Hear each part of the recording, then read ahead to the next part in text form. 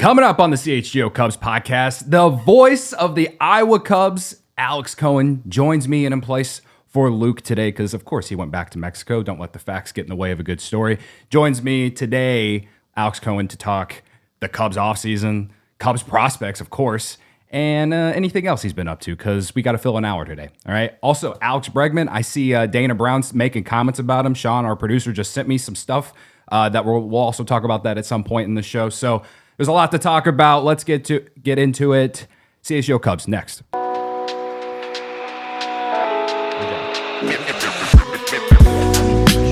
and sweet. We're talking to Alex Cohen today on the CHGO Cubs podcast.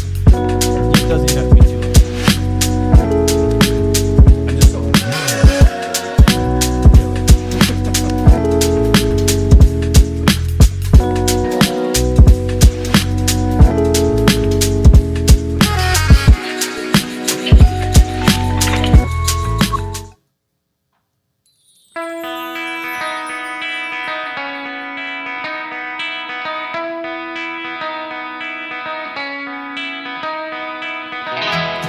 Hey, Chicago, what do you say? This is the CHGO Cubs Podcast. Welcome. Happy Tuesday. We're in Studio B with my producer, Sean. Luke Stuckmeyer went back to Mexico. Again, don't let the facts get in the way of a good story. Make sure everyone in the chat hit the like button, subscribe if you're new here, and join us on the Hooters Hotline, as we like to call it, is the voice of the Iowa Cubs, Alex Cohen. What is up, man? He's muted. Now talk to him. Is he not muted anymore? Are you not muted anymore? I don't see the muted side. There you are.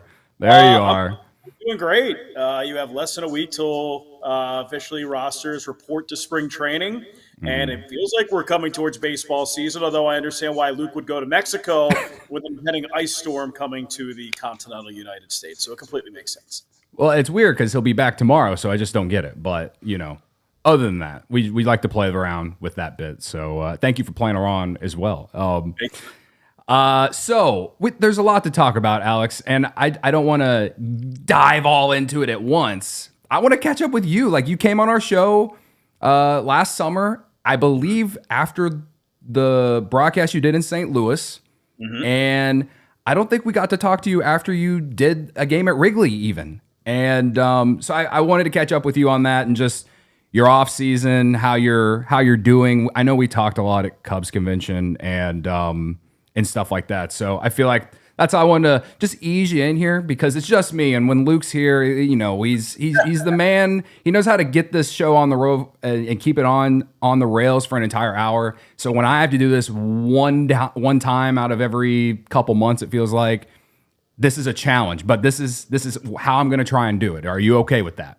I'm okay. Thanks for leading me in with an appetizer before getting to the main menu and main course. There you go. First, broadcasting a game at Wrigley Field is awesome. And I know that that's shocking to your listeners, but I really think that Wrigley Field, it's not biased. It's not that I'm trying to get the fans to like me. Wrigley Field is unlike any other place in baseball. And before making my big league debut, you get certain advice that broadcasting a game in the big leagues and at Wrigley Field, you know, it's the same game, just a different audience. It's the same play, just a different auditorium. And after calling a game at Wrigley Field, I can, conclusively say that that's a lie. It's not even close. There's a different energy. There's a different feel. Fridays at 1:20 at Wrigley Field, there's no better atmosphere in baseball, in my opinion, especially when people make signs saying Alex Cohen is one of us, like you do, Cody. Your artwork is incredible, by the way. Penmanship is on point. I got to give my guy Greg Braggs a lot of credit for that, too. I believe this picture that Sean is showing right now. Very colorful, too.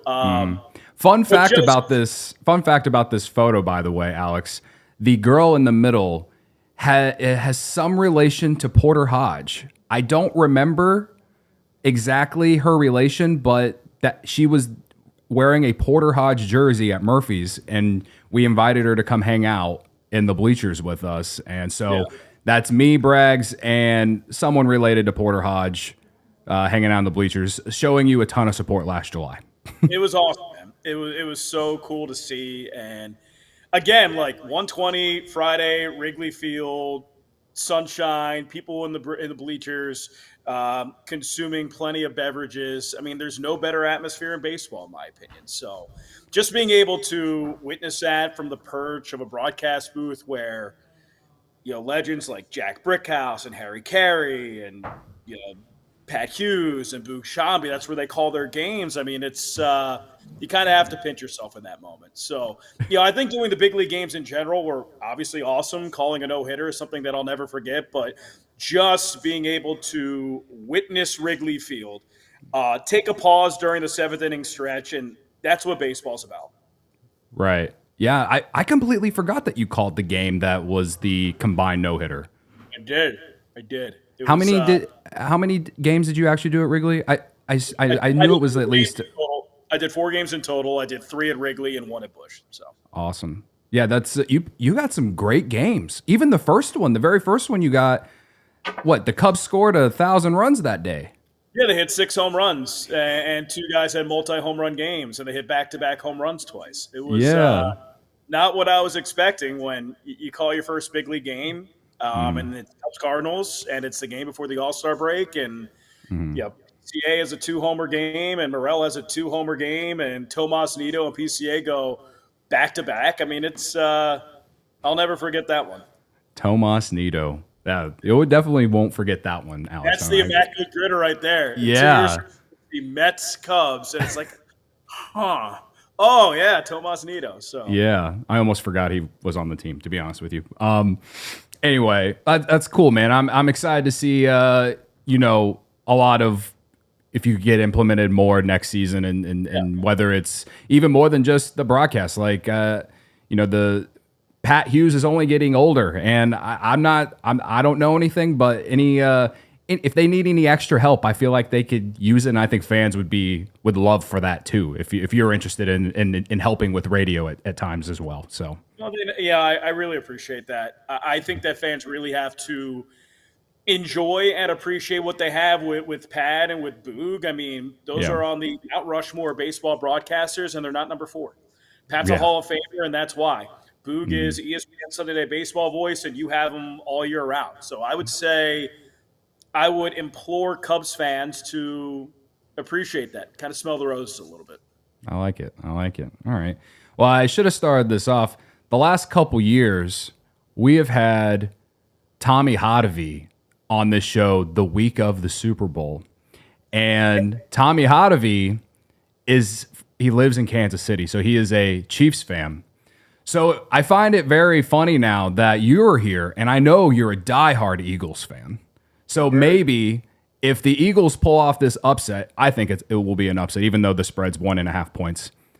If you guys keep the Chiefs from three-peating, I would like us to get some credit because we did not bring Tommy Hotovy on this week like we had the last couple years. So there was a point in my life, Cody, where if you said that and the Eagles won the Super Bowl, I would get a CHGO tattoo anywhere on my body to give the Eagles the Super Bowl. Now, they obviously got one in 2017, so those stakes are a little different, but I would say thank you for having me on. I think the Super Bowl will be great. I think it'll be greater if there is a certain outcome that doesn't include the Kansas City Chiefs winning their 3rd consecutive Super Bowl. So, are you doing anything special? Just another Super Bowl party this I'm weekend? actually going back to Philadelphia. So my family still lives in Philadelphia. My parents live in Washington Square Park, which is a 5-stop subway ride away from Lincoln Financial Field. My sister and brother-in-law live just outside of Philadelphia. Well, not just outside. They live in Harrisburg. My brother, sister-in-law, and 3 nephews and nieces still live in Baltimore. I haven't seen them in a long time. So I actually planned a trip months ago to go back this weekend.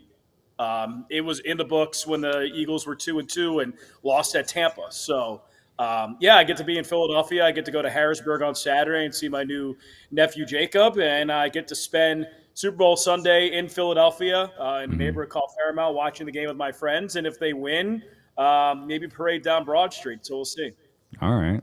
Well, we all know you're from that area, but I also know that you've been to Chicago, obviously, if you've been calling games at Wrigley.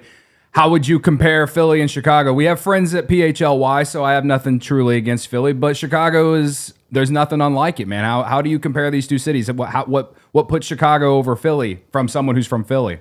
I just think atmospheric wise for baseball. I obviously love watching games at Citizens Bank Ballpark in Philadelphia. I went to the first ever game there. But it's in South Philadelphia. It's in like a triangle of stadiums because it's where the Sixers and Flyers play. It's where the Eagles play. And they have like this big bar called Xfinity Live and then a casino. It's great. But baseball in Chicago, specifically on the north side, as somebody who lives and breathes baseball, it's a completely different animal. It's a completely different animal going out in Wrigleyville, going to a game, sitting in the bleachers, going back out of Wrigleyville. Like, if I think of baseball and you put it in the dictionary, like baseball 101, I think of Wrigley Field, Chicago, Wrigleyville. It's that simple. Yeah. That really does come together so perfectly in my heart of hearts. So, yeah, I mean, like, and I love going to baseball games other places, and like my Philly roots will always run deep. From a baseball perspective, it is so clear why the Chicago Cubs are a blue blood franchise in baseball, with all the fanfare surrounding them, the game day experience of Wrigley Field, the history surrounding the players of the team. Like, objectively, they're the best. They really are. How many parks have you been to? I've been to 22. Okay, you're way ahead of me. I've been to 10, so yeah. I got some catching up to do. And you rank Wrigley at number one on all of those, and you don't have to be biased. Yeah, in terms of game day experience, like if you include everything, if you include the fans, if you include the stadium, if you include the weather, the neighborhood around it, it's number one to me, hands down.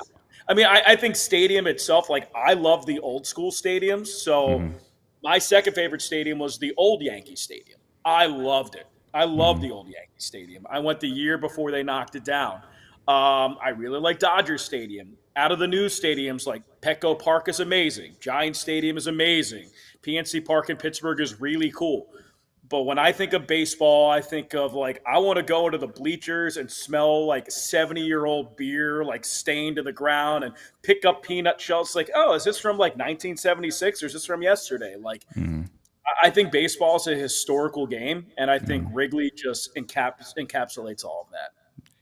I think we're doing a great job of selling Alex Bregman on the Chicago Cubs. Well, first name, you know. Yeah. That'd be great for you. You guys, you would automatically match. You know what I mean? Like if you get to call a game next year for Marquee or wherever, you know, like, and you get to mention his name. So that'll be good. But yeah. I think there's enough links for Alex Bregman to come to Chicago when you have former teammates Kyle Tucker and Ryan Presley in your ear about, oh, this is we got traded to the Cubs, but this is how they've embraced me, and you guys should come along. So yeah, all right. Well, we got a break coming up here in a few minutes, but to close out our kind of opening here of Chicago and Philly and all this, like again, I saw you here in the city this winter. What were some of the places that you went to that you really enjoyed? I went to a lot of burger places in Chicago. So I actually split my time this offseason between Chicago and Des Moines, where I live.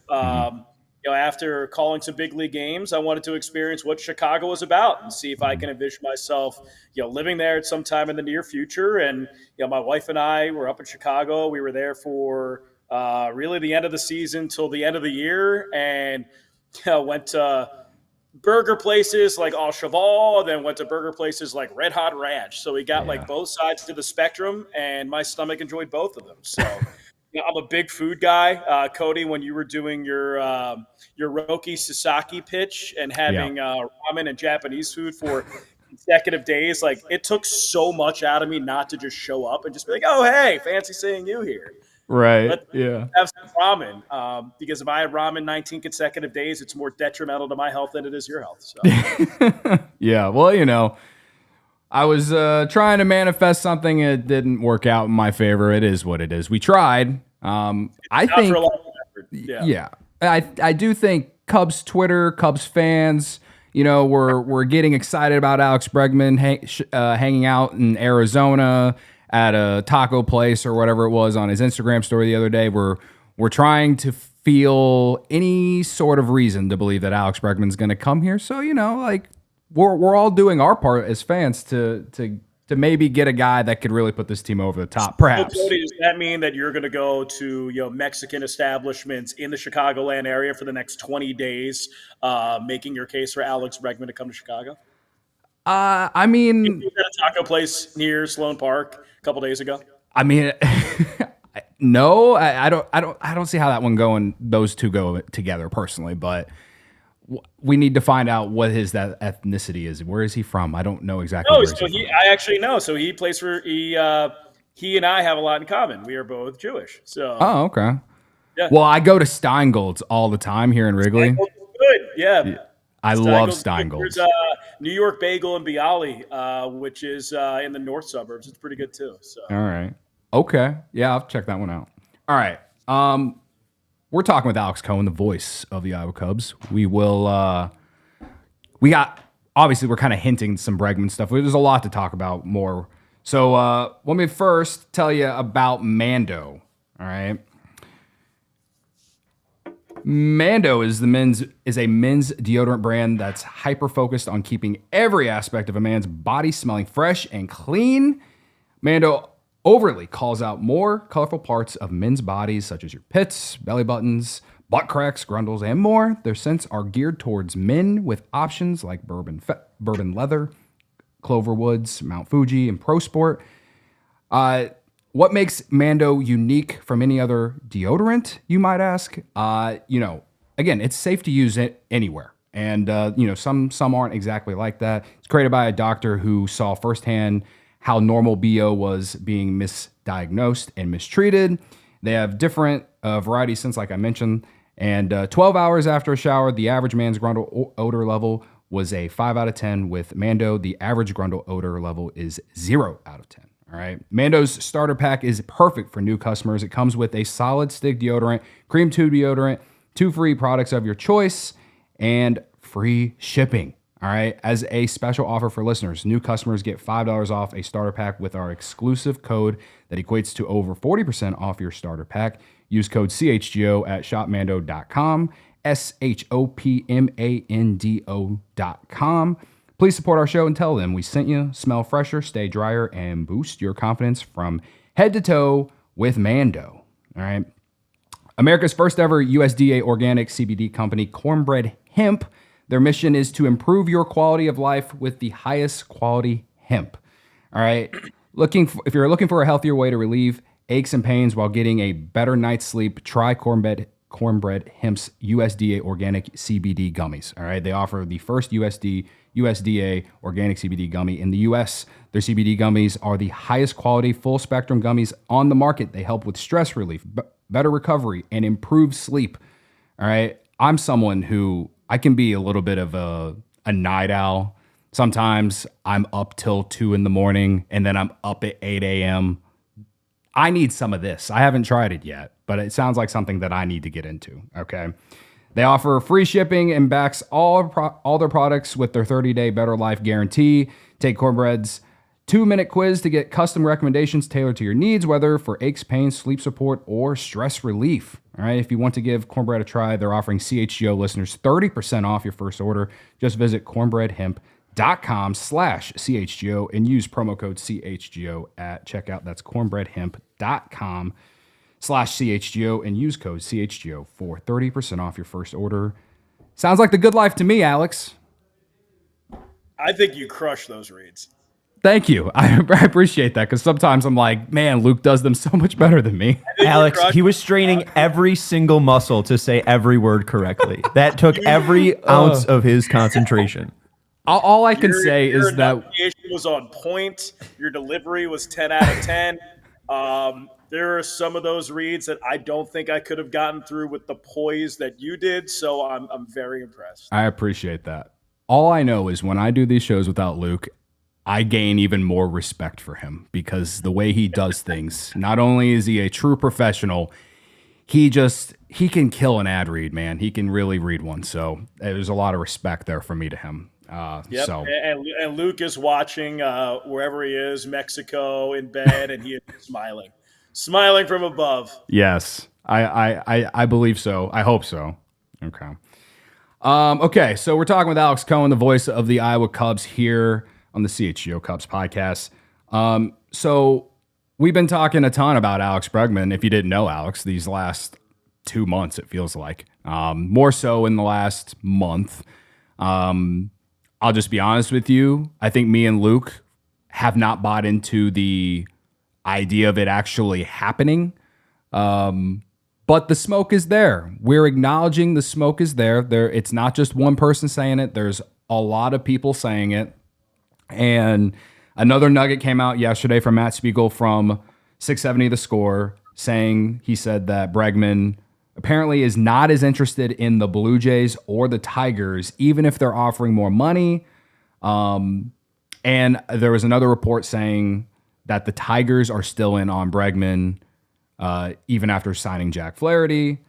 And for the most part, when it comes to the Cubs and the Red Sox, they're both like drawing lines. Like they're not willing to budge on whatever they're offering at this point. That's how I read it. I don't know if that's how you're reading it, but that's what it sounds like. And then if you're curious about the Astros, credit to Sean. He sent me a text from Chandler Rome from The Athletic, who covers the Astros, where Dana Brown was quoted basically talking about Alex Bregman in like a past tense, saying once the team, quote, lost Bregman, like it sounds like maybe they're out. I don't know. I don't know the full context. So there's all these little nuggets that are out there. It's the rumor mill. Like I hate that we're doing the rumor mill at the beginning of February, but this is baseball now, Alex. So I guess for you, as I just spewed all this stuff out, where are you on Alex Bregman? Like everyone who wants Alex Bregman wants a soft landing spot for Matt Shaw, I think.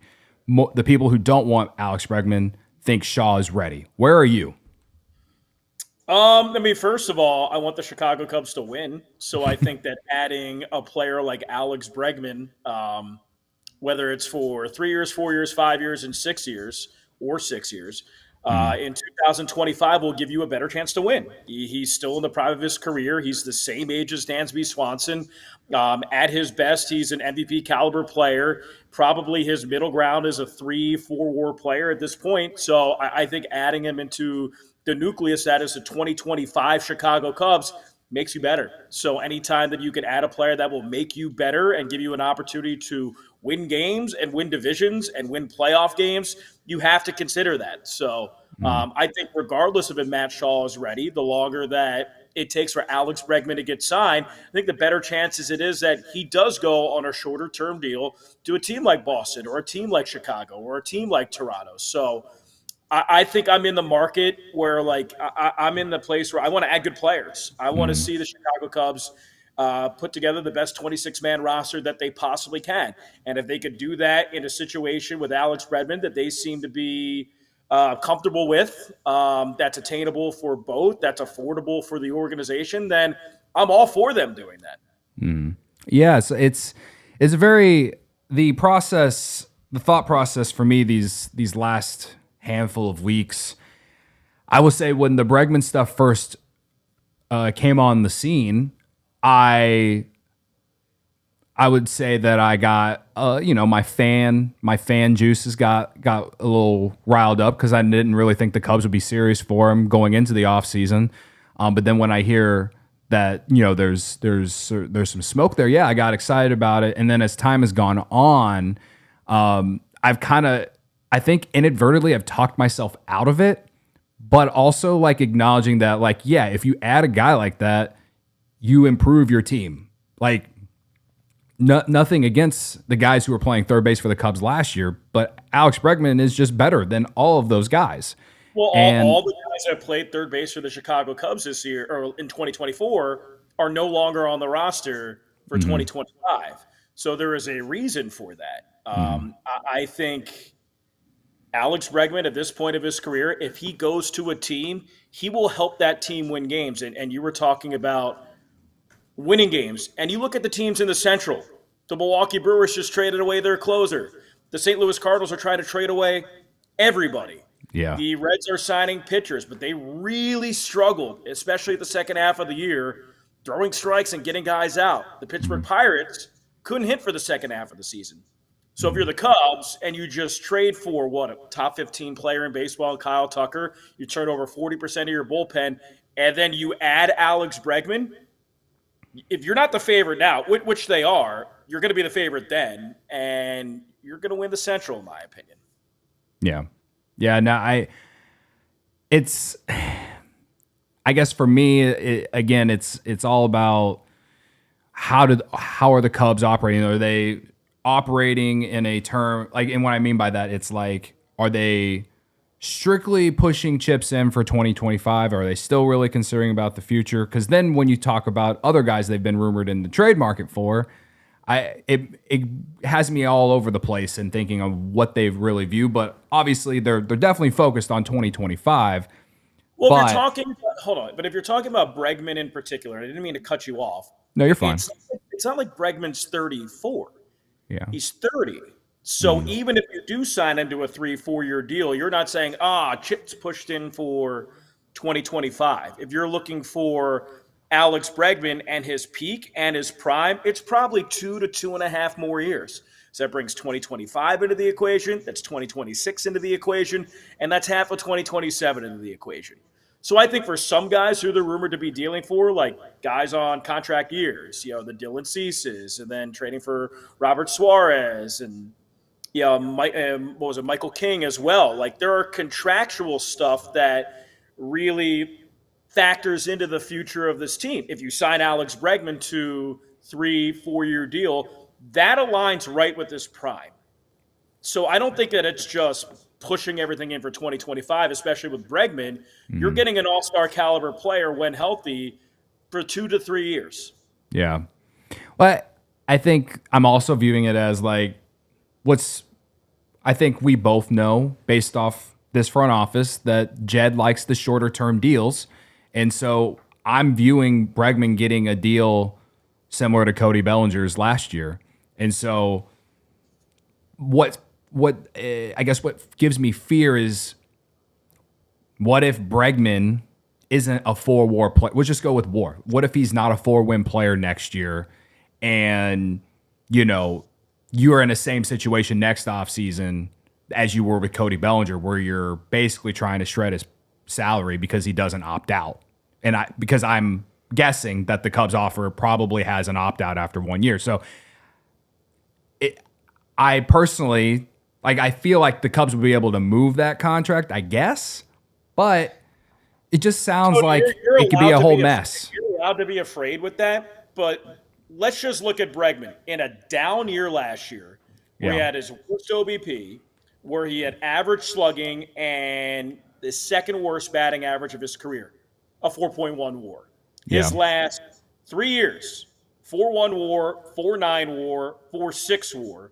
In 91 games in 2021, he had a 2.1 WAR, so that aligns him with a 4 WAR for the year. In 2020, in 42 games, he had a 1.5 WAR, which aligns him for a 6 WAR. And then prior to that, an 8.9 WAR, a 7.9 WAR, and a 4 WAR. So he's essentially been no worse than a 4 WAR player since 2018.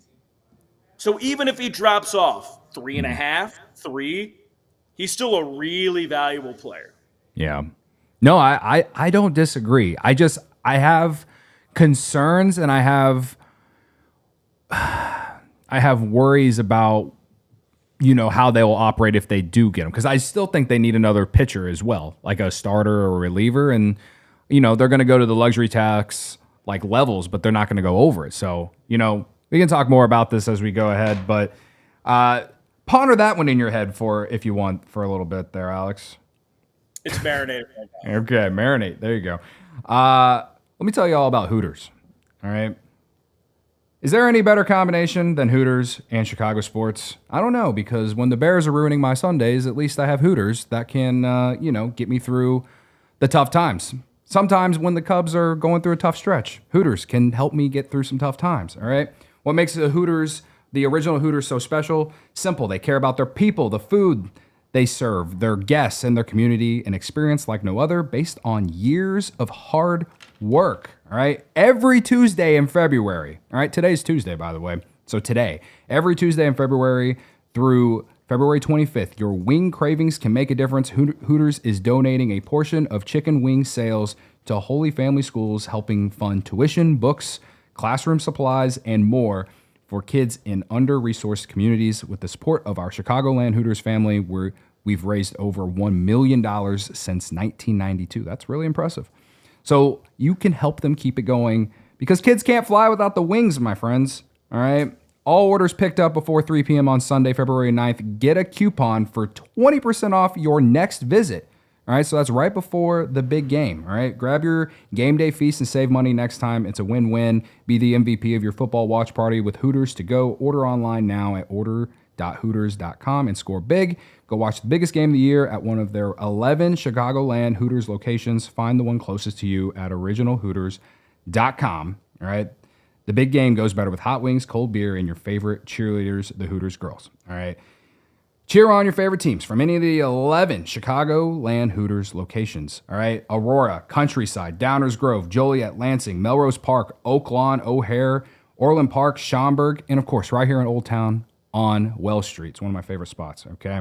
You can even order online, like I said, or for pickup or delivery. Check them out at originalhooters.com. All right. Game Time. Game Time Picks filters out the fluff to show you only incredible deals on great seats, so you don't have to waste time searching through thousands of tickets so you find the best value.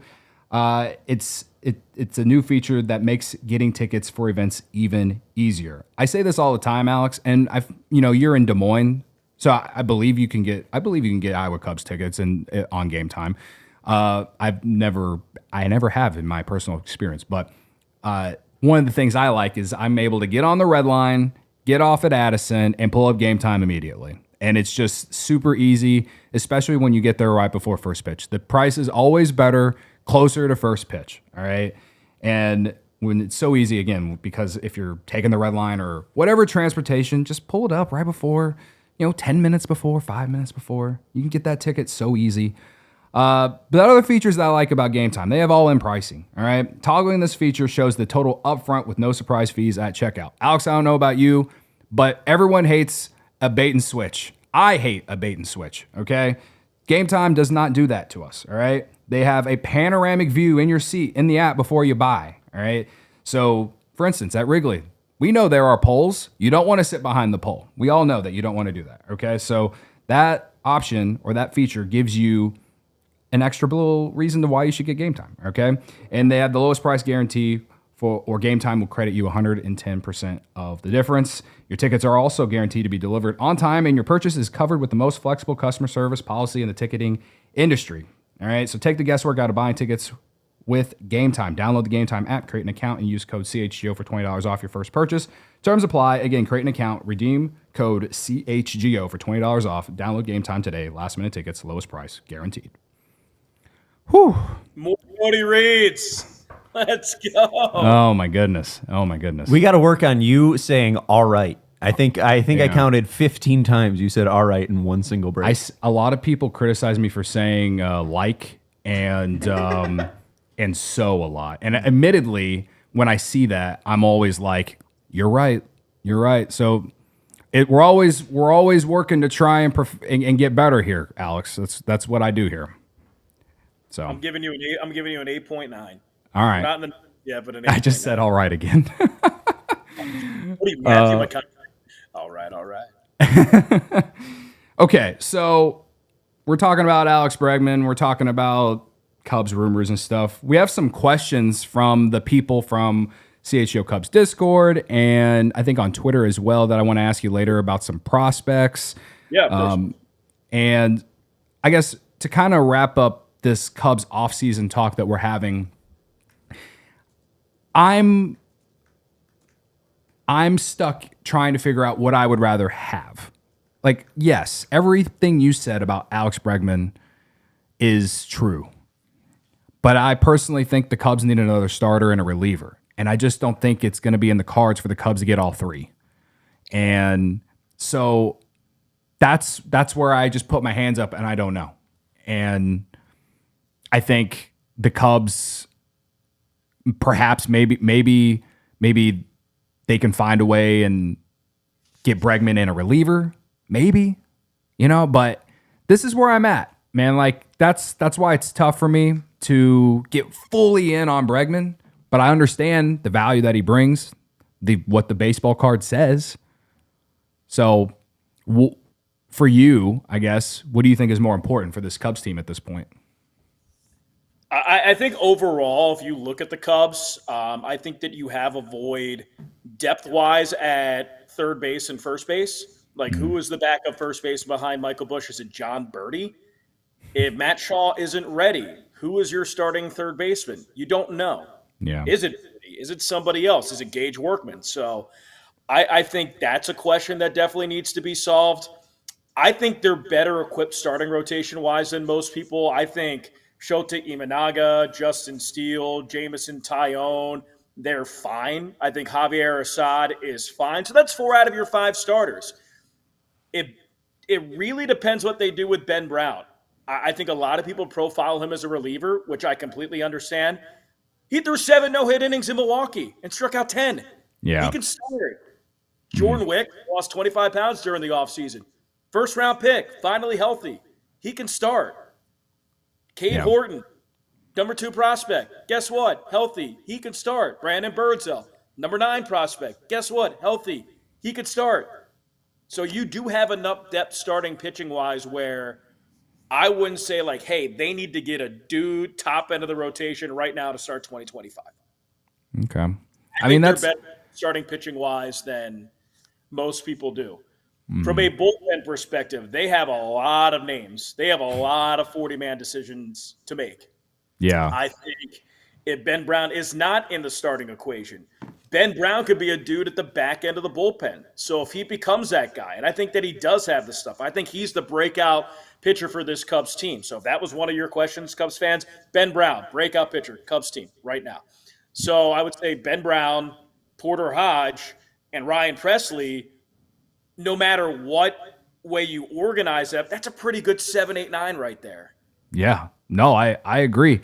I do think that Ben Brown is one of those guys that we're going to learn a lot about, I think, in the spring.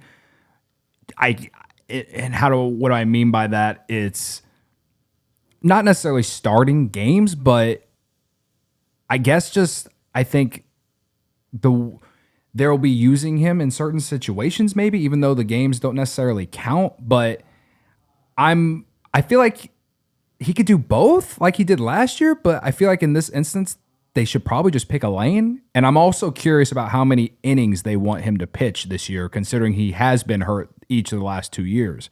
Now, last year was a neck issue, had nothing to do with his arm. But yeah, it was neck and oblique for Ben. So at least with the real moneymaker, the golden right arm, there's no clear issue. But as I said, like when healthy, like you saw what he did in Milwaukee, you saw what he did during stretches in the big leagues last year. What was it, against Arizona as well? Like he could be a dude. He could be a stud no matter where you put him. If he's your 8th inning guy, if he's your 4th starter. I didn't even talk about Matthew Boyd as a starting pitcher too, which granted, he's been banged up over the last 4 years, but when he's pitched and when he's been healthy, he's been really, really productive. So they have enough starting pitchers, in my opinion. If they go out there and they do get a Dylan Cease somehow, or they do sign somebody, like, great. But I think from a starting pitching depth standpoint, they're fine. I think it's always good to go get a fireballing reliever who can get guys out. So if you add that into the calculus, it's obviously going to help. But they've already turned over 40% of their bullpen. They've turned over over a third of their 40-man roster. They've made changes. Every trade, every signing that they've had has been to add, aside from one, which was Cody Bellinger to the Yankees for Cody Battiste. Right. They added Eli Morgan. They traded for Ryan Presley. They traded for Kyle Tucker. They added John Birdie, who they think is an upgrade over Miles Mastrobone. Sorry, Cody. And Patrick Wisdom. Yeah. They signed, as a minor league free agent, Nicky Lopez, who was a 4-WAR player in 2021, who was a 2.5-WAR player in 2023. So I think infield depth-wise right now, they're probably in a better place. But as I said, having an insurance policy at third for Matt Shaw, and having a backup first baseman, that's a lot of games right there. So I think that they need to figure out the lane that they want to go in for that. If it is John Birdie, great. But if it's somebody else, then I think they need to figure that out quickly. Yeah. Yeah, I understand the hole at third base for sure. And so like the people that would push back on what you just said about that, I think it was just people who think Shaw is ready. And I the thing that I feel like a lot of those people don't understand is like he's likely to go through a struggle like PCA did last year, right? Where he did not hit. PCA did not hit for from May through June. You know, he didn't really start to hit until mid to late July in Kansas City is when it started. In St. Louis, it was that series, right? And yeah. Oh yeah. And then for 2 months he hit, and then for 2 months he was like the equivalent of a 7-WAR player. It was insane. Right. It was insane. Yeah. So, and for Shaw, I think we have to understand that could happen as well, and I think some fans who still want Shaw to be the opening day third baseman think, well, if he starts immediately, he'll be able to go through those struggles and get it out of the way. But it's not always like that either. As great as I think Shaw can be, I'm not, it might be an entire season of struggles, like I don't know. Maybe it gets so bad that you have to send him back to Iowa. We have to go through these scenarios. Which they did before. They did with Ian Happ, and then Ian Happ came back and became a 3-time Gold Glover and an All-Star. Right, right. You have to remember with Shaw is it's not his natural position. It's not one that he's played primarily for even a year. He played shortstop in college. His first year in pro ball, he was pretty much a second baseman. And then last year, he split between short, second, and third in Double-A, and then it was only the last month of the year that he was primarily a third baseman with Iowa. So you're expecting him to go up to the big leagues as a number 1 overall prospect, start every day in a position that he's never played primarily, and expect immediate success. I think that's difficult. Yeah. Okay. Well, here's what I hope happens for my own fandom. Take out money and luxury tax thresholds. Take all that out. All right. This is what I hope happens realistically. Blank check. Yeah, blank check. Trade for Shohei Ohtani, right? Okay. And I've said this on the show. I'm pro for adding Alex Bregman, but I still want to keep Nico Horner and let Matt Shaw be kind of that super utility guy. And if you can find a way to get him 300 to 400 at bats in 2025, I think that's a win for you. I mean, it's easier to do that with the DH. Sure. Yeah, I'm not in the – I mean, if they want to trade Nico Horner, be my guest. But, I mean, Nico's a 4-WAR player who doesn't strike out and plays Gold Glove defense. Right. Like, that's not somebody, if I'm a contender, that I'm trying to trade away. Like, Nico Horner is a second baseman on a playoff team. Yeah, I agree. So it's tough, though, because I think one way to look at it is not everyone's going to play all 162 games. And that's kind of how I view it, and why I think maybe the best scenario for Shaw, if you want him to be on the roster opening day, is that he could go into that role and you just try and get him in the lineup twice a week to start. And then, as we've seen over these last couple of years, this team has gone through injuries. Nico Horner, hell, I don't even know if Nico Horner is going to be ready for opening day. I mean, Rich Biesterfield can post as many pictures as he wants of Nico Horner taking ground balls in Arizona. Love you, Rich, by the way. But until I see him play in game action, I don't know how healthy he is. You know what I mean? And Dansby Swanson, like, I've said this too many times at this point, like, I admire him for playing through things, but sometimes it's detrimental to the team. And I think you just need, you got to find a way to get guys off their feet more. Not necessarily. And that's why you go get super utility guys like John Birdie and Vidal Brujan. And I think Gage Workman, if he hits his ceiling, is a utility corner infielder. So he can factor into that as well. So sure, guys need to step up. Yeah. But the fact of the matter is, like, it's still prove-it positions for that depth piece, and it's a prove-it spot for Matt Shaw. Like, he needs to have a good spring training. He needs to play well. He needs to play well defensively. He needs to have quality at-bats and Cactus League play where they feel comfortable enough to either make him the opening day starting third baseman or, as you said, put him in a utility spot. Yeah. All right. Well, we've talked a ton about Bregman and Shaw and all that. We got some questions here for the people. We got, 15 minutes left here? Come on. Here's one from our very faithful listener. He's in the chat right now, Gary Ross. I think you've shouted him out before, haven't you? I love Gary. Yeah. But give me your question. I'll give a answer catered to Gary. Okay. So Gary asked, he said, who's one prospect no one is talking about, but you can see making a huge leap in 2025? Well, my answer to Gary would have been Jake Slaughter. If Slaughter was still with the Cubs, but he did get traded to the Mariners for Mason Miller. So I would say Jake Slaughter for the Seattle Mariners making his big league debut. There you go, Gary. But from a prospect standpoint, I just don't think enough people are talking about Cade Horton. Cade was on everybody's list this time last year, and then he got banged up, and then he was out for 3 months. Cade Horton is the top pitching prospect in this organization. He was a first-round draft pick, top 10 pick less than 3 years ago. He profiles as a number 2 to number 3 starter. So if he's healthy and he could string together 10, 11, 12 consecutive starts of being healthy at the AAA level with his arsenal, he's a guy that I don't care the Cubs pitching depth right now. He's going to make a big league impact. He's got that stuff. Like, he needs to be healthy. He needs to be refined. He needs to get stronger, which I think he did during the offseason. But if Cade Horton clicks, he's a top-end guy that can really help you. Yeah. Yeah, I would agree with that he isn't being talked about as much as he was going at this time last year. I think a lot of people were very excited coming off the season he had in the minors beforehand. And I think now, I don't necessarily think people are down. I think people are concerned because of injuries. And I think it's an entire thing related to pitchers in baseball right now in a way. And that's a whole nother conversation. But for me, it's just like, can he stay healthy so we can even see him? You know what I mean? And that injury he sustained last year is just felt like a huge step back. But I still believe the talent's there. I still believe that he has a high ceiling with the Cubs one day. It's just, this guy's got to find a way to stay on the field. Yeah, but it's also like you can't talk about him like he's an A-ball player. And I'm not saying that you are. Like, he's a step away from being a big leaguer. And it's one of those things where you say there's a lot of injuries in baseball. If you saw last year, Jameson Taillon was injured. Justin Steele was injured. The only pitcher that wasn't injured from a starting pitching perspective was Shota Imanaga. So you have 4 of your top 5 starters that are out for a certain period of time.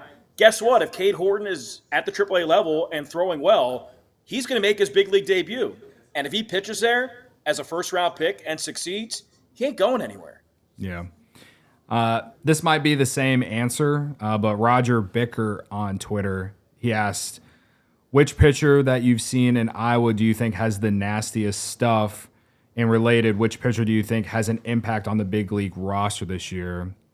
I would think the last part of that question is Cade Horton, but is there another pitcher that might have the nastiest stuff? I can go with other pitchers from a nastiness standpoint and making a much bigger impact at the big league level than he did last year. As I said before, it's probably Ben Brown. Yeah. You watch Ben Brown on the mound, whether he's a starter or reliever, he just looks like a big league pitcher. The breaking ball is big league. The fastball velo is big league. His composure, his moxie on the mound is big league. Like, if you could create a pitcher in a lab, say, oh, this is the guy that I want as my big league pitcher, it's probably Ben Brown. Yeah. To me, I think that his impact could be huge if healthy, if put in the right position. Like, he is a franchise-changing arm and player to me. Wow.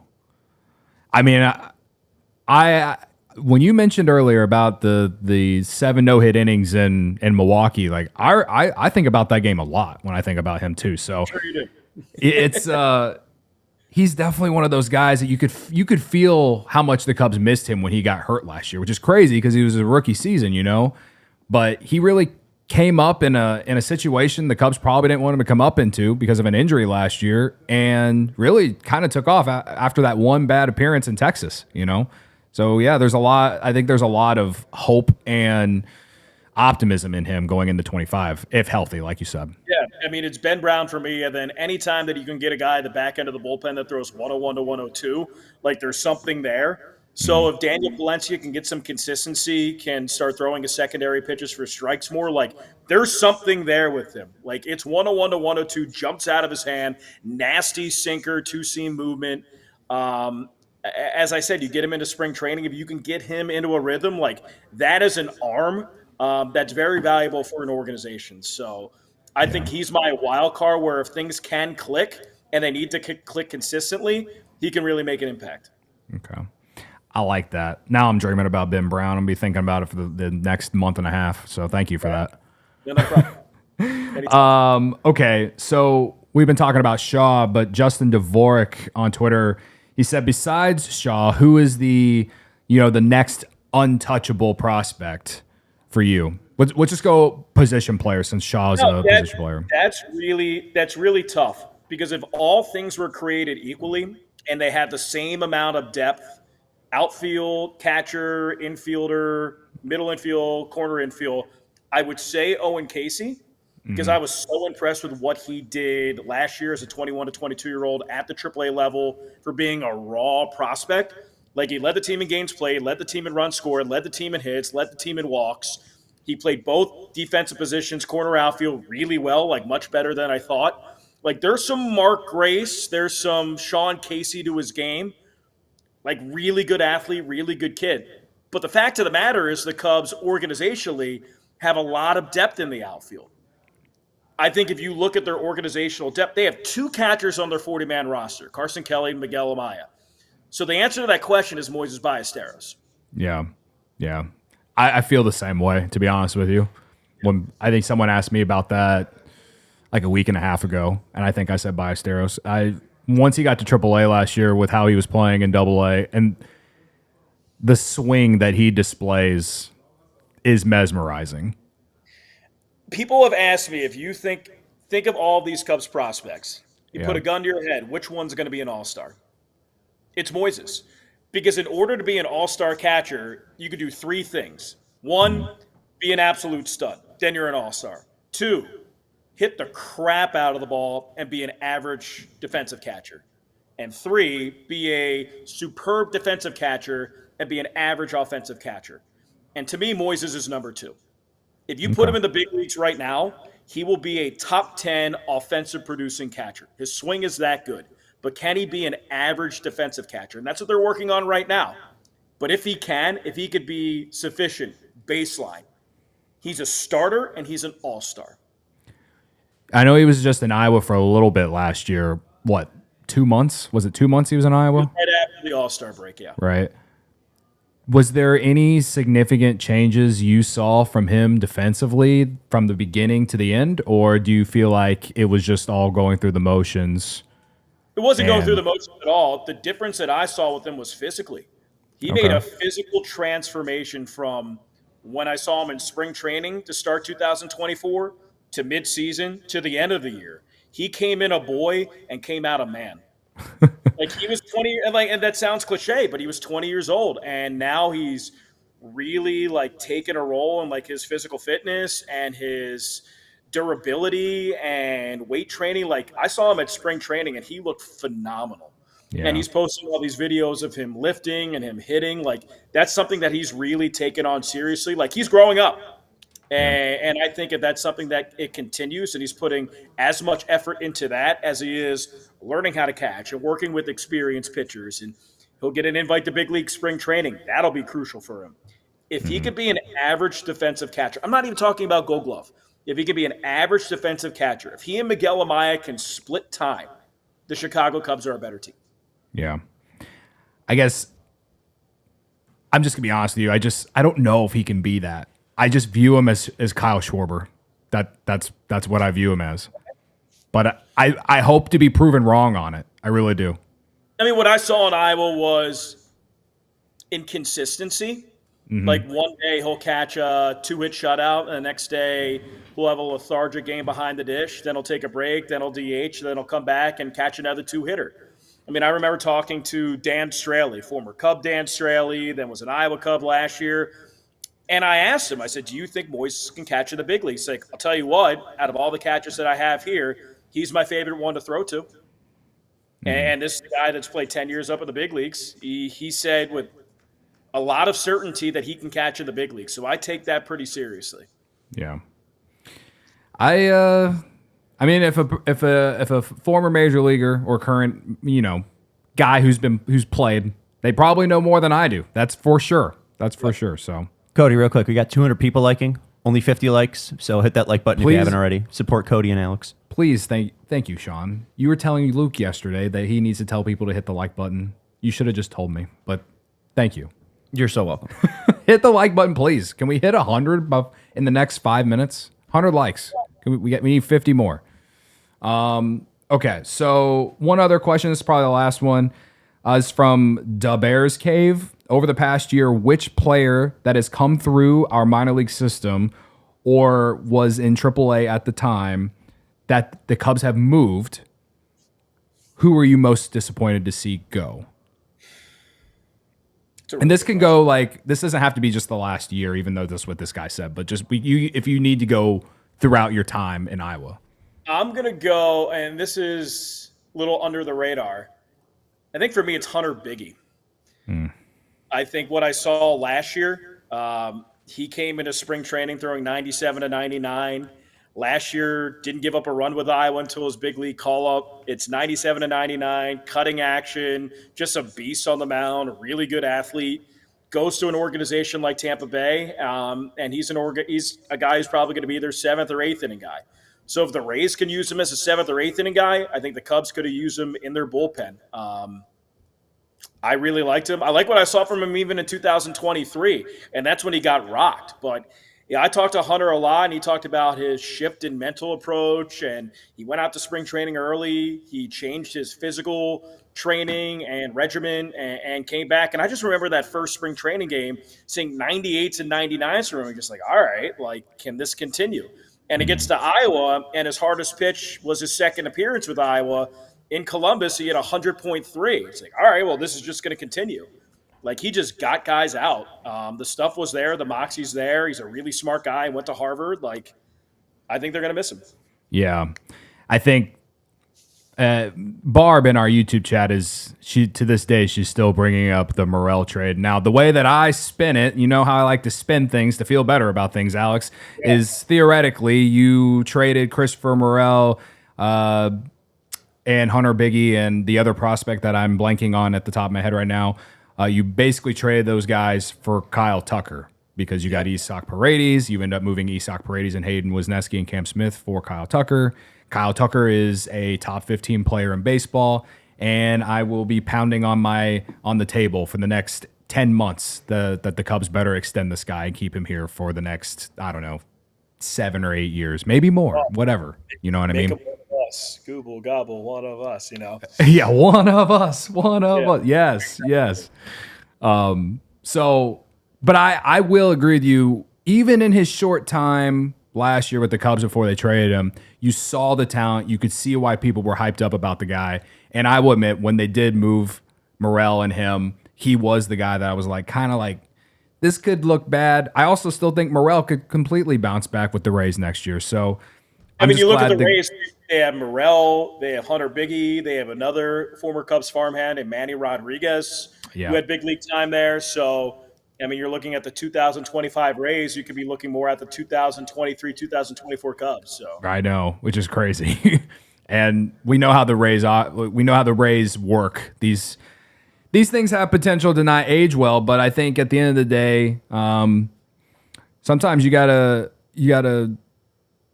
How do I say this? You have to just kind of figure it out. And I give the Cubs credit for getting Kyle Tucker. This particular trade led to Kyle Tucker. So, you look at the 2024 offseason, Cody, and you said, who is the best player on the trade market? And who did he go to? And the answer to those questions are Kyle Tucker and the Chicago Cubs. Yeah. All right. Well, Alex, we have a minute left. So I want to thank you for coming on, sitting here for the entire hour to listen to me. You deserve a lot of credit for that. Yeah, no, you drove the ship well. It was nice being a passenger. I hope Luke is at home or in Mexico, as we like to say, smiling big. So thanks to everyone who gave their questions. And we'll be back tomorrow, same time, 1:30. Voice of the Iowa Cubs, Alex Cohen, thank you again for joining us, man. Thanks for having me on, guys. Appreciate it. All right. again tomorrow, 1:30. We'll be back here. Hit the like button on your way out. Appreciate everyone for tuning in to today's show. I'm going to jump in the Discord on my way home today from the studio. It's one of my new things I'm going to do now. So tune in for that. If you are a diehard, sign up if you're not a diehard. All right. So thanks for checking out the CHGO Cubs podcast. We'll see you tomorrow. Bye. We all silly like the